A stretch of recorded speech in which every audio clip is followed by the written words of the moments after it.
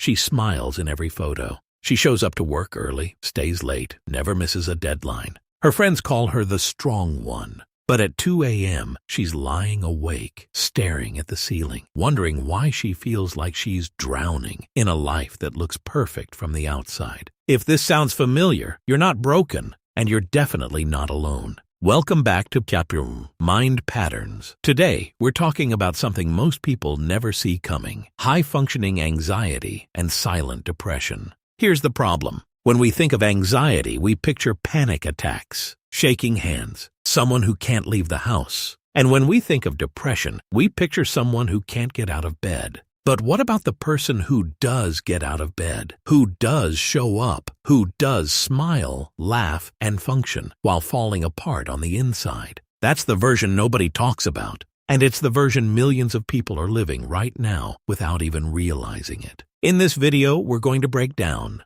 what high-functioning anxiety and silent depression actually look like, why they happen, and, most importantly, what you can do about it. Let's get into it. High-functioning anxiety doesn't look like what you'd expect. It looks like overachievement, perfectionism, always being the reliable one. It sounds like a constant voice in your head saying, "You need to do more. You're not good enough yet. What if you fail?" People with high-functioning anxiety are often the most organized, the most punctual, the most put-together people in the room.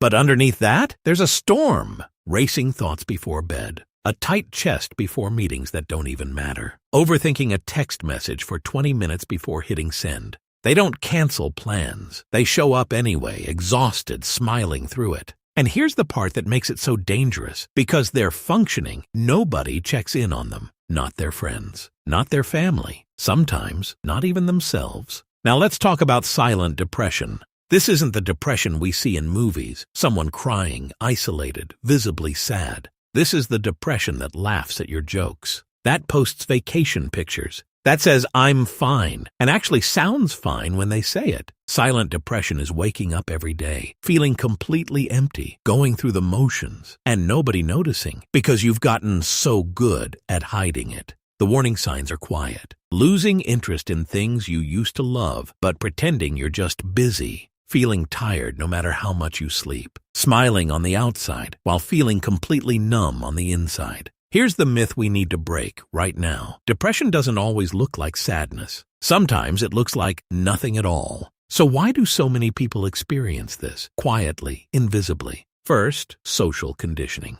We're taught from a young age that success equals worth. That being strong means never struggling out loud. So we perform. We push through. We hide. Second, biology. Chronic stress floods the brain with cortisol, and over time that imbalance affects mood, sleep, and how we process emotions. This isn't a character flaw, it's chemistry. Third, social media. We compare our behind the scenes to everyone else's highlight reel. And that comparison quietly convinces us that we're the only ones struggling, when statistically we're far from alone. Fourth, fear of being a burden. So many people stay silent, not because they don't want help, but because they don't want to bother anyone with their pain. That fear, it's the most dangerous one of all. Okay, let's talk solutions. Real ones. 1. Name it. You can't heal what you don't acknowledge. Say it to yourself first. "I am struggling, and that's okay." And 2. Find one person. You don't need to tell everyone. You need one person, a friend, a family member, a therapist, who you can be honest with without performing.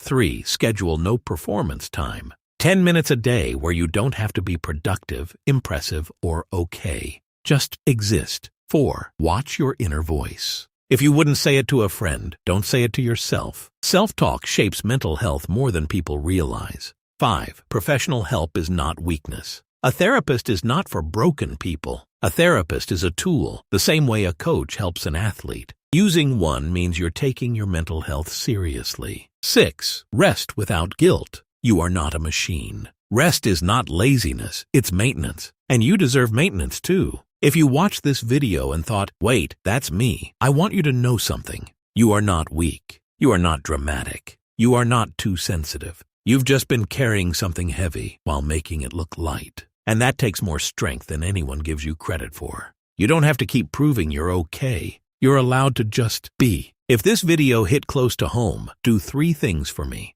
R1. Hit subscribe right now because on Mind Patterns, we talk about the mental health topics that actually matter, not just the surface level stuff. 2. Drop a comment below. Just one word, seen, so someone else scrolling through feeling alone knows they're not the only one. 3. Share this with someone who needs to hear it. You never know who's silently struggling behind their smile. Thank you for watching. Take care of your mind the way you take care of everyone else's. This has been Mind Patterns. I'll see you in the next one.